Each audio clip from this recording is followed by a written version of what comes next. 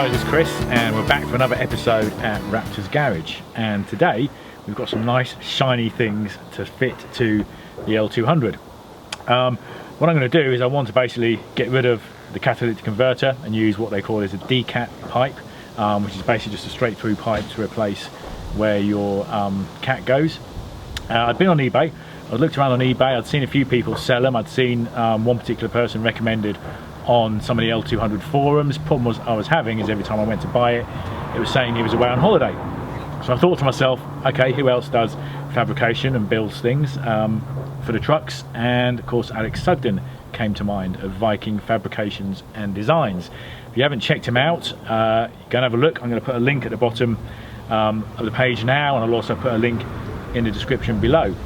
I've had some things off Alex before. This guy does some amazing work. I knew he'd done stuff with exhaust, I just wasn't sure if he actually made this decal pipe. So I'd messaged him and he came back, and you know what, not only does he do the decal pipe, I've got the gaskets, I've got the nuts and bolts, and it was all delivered for the same price as I could get it off some of the guys on eBay. I don't think Alex actually sells his on eBay, so you want to contact him direct if this is the route you want to go for. But also, if there's anything you want doing as far as fabrication goes, this guy will build you roll cages, winch bumpers. I had my extended shackles off him. He does the body lift kits now for the L200s, so this guy is really worth hooking up with and talking to him. And if you've got ideas of something that you want making, this is someone who'll build you stuff from scratch. Take your vehicle up to him. He's based up in Preston, and he can basically fabricate you anything out of metal. So we have this lovely piece of work that we're going to fit today. Paul's going to help me get the old catalytic converter off, because I did have a look and I was going to attempt it myself, but you know what, it's so rusted down there and the nuts and the bolts are just a mess. So I thought, you know what, I'll end up getting to the point where something needs welding. So I thought, rather than start it at home, I'll come and see Paul and we'll do it here. So join us underneath the car as we now try and basically cut the old nuts and bolts off, and we'll get this nice lovely replacement fitted. Okay, so there's the cat. It is a little bit dark under here because it's quite dark today. As you can see, a little bit rusted for one of the pieces, and those joints where the flanges are yeah, pretty much rusted up and they look a bit of a mess. So I'd rather have Paul's skills show me how to sort this out rather than me making a bodge of it and then having to struggle to get it over here for him to repair what I've broken. So he's going to let me make a bodge of it? Yeah, so what's the plan, Paul? What we actually can do? Get the grinder on it? Well, looking at the state of these nuts, you can't get anything on them, they're just gone. Yeah. These are just rotted away, so what I'm going to do is just crop these off with the grinder, probably end up cutting through the cat as well. Chop these out. Once they're chopped through, this will just come off. So first job, see what we can cut, and then just pull this off and offer the new one up.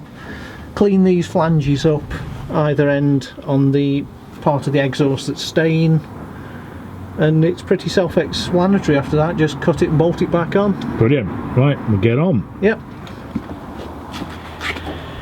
So as I expected, it was a bit of a job to get it out. So we pretty much had to kind of cut it all to bits, haven't we, Paul, to get it out? We had the specialist removing tool, a grinder. The nuts on this end were non-existent, so I've chopped one lengthways and one straight through, and then went for the better part of outlet and chopped it in two to get all the exhaust out. So we can now get those sort of clean it other end up properly, can't we? So tip those bits back in. And then that bit there is going back in. That's going back on. We'll bolt the new, we'll cut those off now and we can do them on the bench, and put the new pipe on, offer it up to the flange, and that's it, done. 4 bolts back Brilliant. In. Excellent. Right, back to cutting.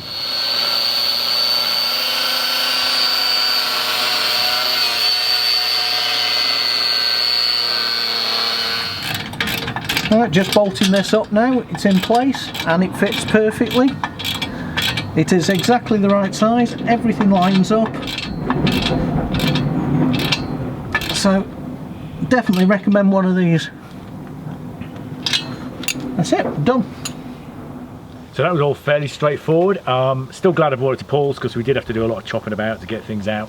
but it's now back in. It fitted perfectly. Again, props to Alex Sugden at Viking Fabrication and Design. Really worth getting in touch with him if you need anything like this. And again, packaged, delivered to me with the nuts, bolts and gaskets for 35 quid. Can't go wrong with that. Let's fire it up. It does sound better.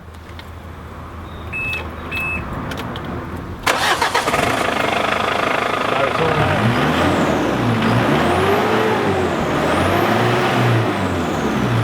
So all good to go. We're going to give it a run home shortly. A couple of things we did notice. A little bit of blue smoke coming out of the back.